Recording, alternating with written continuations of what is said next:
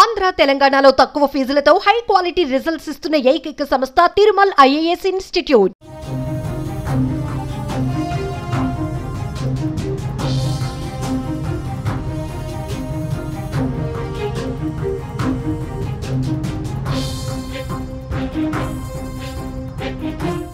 భయ్యా సన్నీ యాదవ్ ఎక్కడ? కేసు నమోదయ్యే రోజులు గడుస్తున్నా ఇంకా సన్నీ యాదవ్ పరారీలోనే ఉన్నాడా? పోలీసులు పట్టుకోలేదు. అతడు కూడా పోలీసుల ముందుకు కూడా రాలేదు. దీంతో సన్నీ యాదవ్ కోసం వేట కొనసాగుతోంది. దేశ విదేశాల్లో బైక్ రైడింగ్ చేసే సన్నీ యాదవ్ సోషల్ మీడియాలో భారీగా ఫాలోవర్స్ ను సంపాదించుకున్నాడు. యూట్యూబ్ వీడియోల ద్వారా లక్షల్లో ఆదాయం కూడా వస్తోంది. కానీ అత్యాశకు పోయి బెట్టింగ్ యాప్ ప్రమోషన్స్ చేయడంతో ఇరకాటంలో పడ్డాడు. సన్నీ యాదవ్ బెట్టింగ్ ప్రమోషన్స్ చేస్తున్న వీడియోను ఆర్టీసీ ఎండీ సజ్జనార్ సోషల్ మీడియాలో పోస్ట్ చేయడంతో అతనిపై తీవ్ర విమర్శలు వచ్చాయి. ఈ నేపథ్యంలో యాదవ్ పై కేసు నమోదైంది. సూర్యాపేట జిల్లా నూతన్కల్ పోలీసులు కేసు నమోదు చేశారు. కానీ అతడు ఇంకా పరారీలోనే ఉన్నట్లుగా తెలుస్తోంది.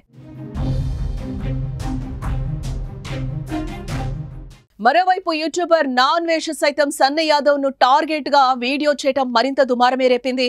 బెట్టింగ్ యాప్స్ ద్వారా సన్నీ యాదవ్ లక్షలు ఆర్జించాడని, భారీగా ఆస్తులు కూడబెట్టాడని ఆరోపణలు చేశాడు. వీటిపై సన్నీ యాదవ్ ఇంతవరకు స్పందించనే లేదు. అయితే సన్నీ యాదవ్ బెట్టింగ్ యాప్ కేసుపై అతని తల్లిదండ్రులు మాత్రం స్పందించారు. ఓ టీవీ ఛానల్ తో మాట్లాడుతూ తన కొడుకుపై వస్తున్న ఆరోపణలను కొట్టిపారేశారు. తమకు వ్యవసాయ భూములున్నాయని, మెడికల్ షాప్ నడిపిస్తున్నామని చెప్పారు. అందులో నుంచే వచ్చిన డబ్బులతోనే ఇళ్లు నిర్మిస్తున్నట్లుగా తెలిపారు.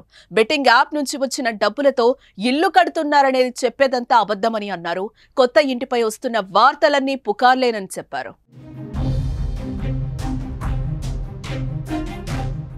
ఒక్క సన్నీ యాదవే కాదు, లోకల్ బాయ్ నాని, హర్ష సాయి వంటి వారిపై కూడా కేసులు నమోదయ్యాయి. మరోవైపు పల్లవి ప్రశాంత్, పరేషాన్ బాయ్స్, ఇమ్రాన్ వంటి వారిపై కూడా వస్తున్న ఆరోపణలతో వారిపై కూడా కేసులు నమోదవుతాయని వార్తలు వస్తున్నాయి.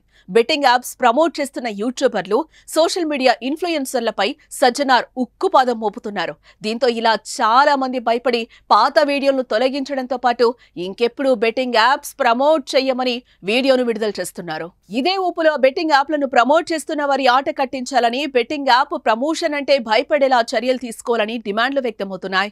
బెట్టింగ్ యాప్స్ ప్రమోషన్ చేసే వారందరికీ ఇలాగే బుద్ధొచ్చేలా చేయాలని ప్రజలు కోరుకుంటున్నారు.